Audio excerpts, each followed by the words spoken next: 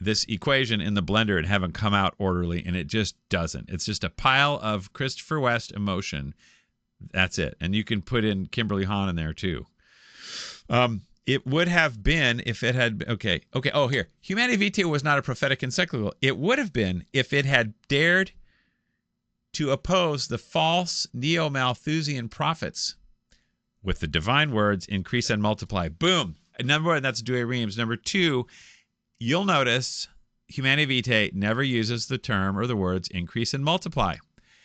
That is the basis of nature that can't be violated, okay? But NFP does violate it, which is why they don't mention it. You know, like we must move beyond good and evil. Well, we must move beyond increase and multiply, and that's kind of what's going on. Humanae Vitae thus replaces divine providence, which until then had regulated the births in Christian families, with the human calculation of responsible parenthood. Yep, that's right. That's just it in a nutshell. And it sounds so good and everyone loves it. Well, they have to be...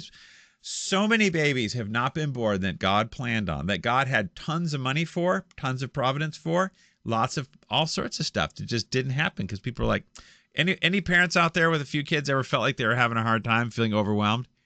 Every single one. That's why every single person can qualify for NFP. Therefore, zillions of Catholic kids are not existing who are supposed to, under the guise of responsible parenthood. That's like straight out of Planned Parenthood's playbook. Ugh.